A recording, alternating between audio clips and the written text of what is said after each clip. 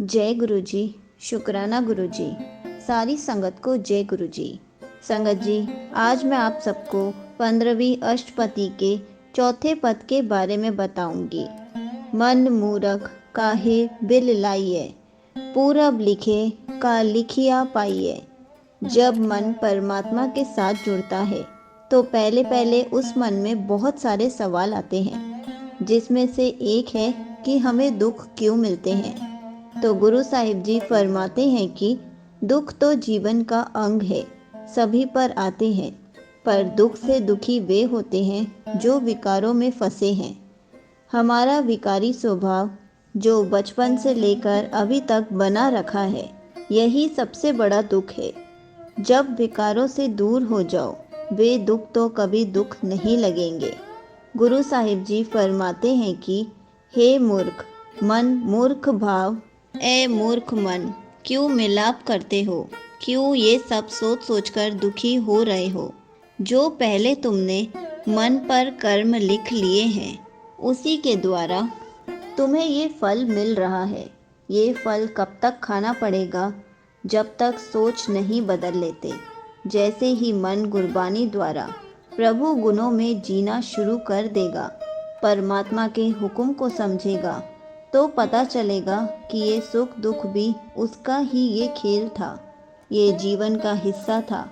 जैसे कि दुख सुख प्रभ देवन हार, अवर त्याग तू तिसे चितार। ये दुख सुख देने वाला परमात्मा है, वही देवनहार है। इसलिए ना दुख को देख ना सुख को देख। यदि उन्हें देखेगा तो कभी दुखी होगा, कभी सुखी होगा, पर यदि परमात्मा को देखेगा तो आनंद में रहेगा। फिर दुख सुख का असर मन पर ना हो पाएगा। गुरु साहिब जी फरमाते हैं कि प्रभु दुख एवं सुख देने वाला है।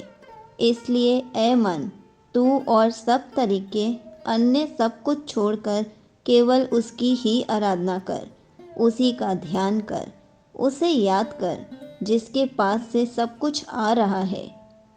जो कछ करे सोई सुख मान, भूला काहे फिरे अजान।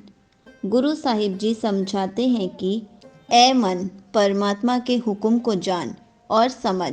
वे जो कुछ भी करते हैं उसी को सही मान, सही समझ।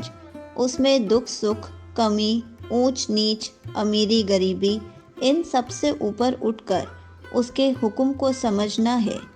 जैसे वे चलाया वैसे चलना है, फिर ही मन अपने घर टिक पाता है। गुरु साहिब जी जगह जगह भटक रहे मन को आवाज़ देते हैं कि ए मन, तू क्यों सब कुछ भुला कर भटक रहा है। जिसने सब बनाया है तू उसको समझ। वे जो करता है उसे ही सुख समझ। किसी भी चीज़ से पदार्थ से मत जुड़, जिसने ये सब बनाया है उससे जुड़। कौन बसत आई तेरे संग, लपट रहियो रस लो भी पतंग। ए पतंग की तरह बना हुआ मन, तू लोभ मत कर। चीज़ों पर, पदार्थों पर हमारा लालच है, वे आग की तरह है। जैसे पतंग का कोई खास पदार्थ समझ कर जाता है और जल जाता है, ऐसे ही मन में जब लोभ हो तो वे भी जलता है। इसलिए गुरु साहिब जी फरमाते हैं कि ये याद रख कि कौन सी वस्तु तेरे साथ आई थी और कौन सी तेरे साथ जाएगी। मतलब खाली हाथ आए थे, खाली हाथ जाना है।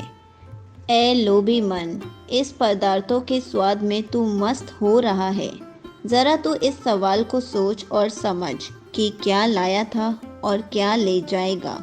यदि इसका जवाब जान पाओ तो तुम कभी इस लोभ में नहीं फंसोगे, तुम इन सब से मुक्त हो जाओगे। संगत जी, पदार्थों में कोई बुराई नहीं होती। बुराई लोभ है जो हम पदार्थों के ऊपर करते हैं। राम नाम जप हृदय माही, नानक पत सेती घर जाही। पत सेती भाव इज्जत से। ए मित्र, अपने हृदय में राम नाम जाप, उसका जाप कर, उसे याद कर, जिसे याद करने से मन में से बुराई दूर होती है। हे नानक, ऐसा करने से गुणगान करने से मन अपने सही स्थान पर वापस आ जाता है। मन अपने घर इज्जत से पथ से वापस आ जाता है। भाव उसे अपने ही मन में बहुत आदर सम्मान मिलता है।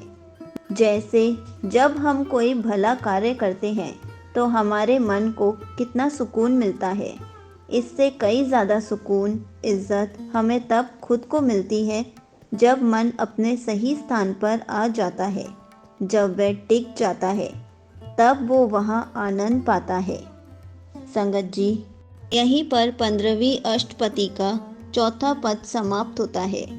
जय गुरु जी, शुक्राना गुरु जी।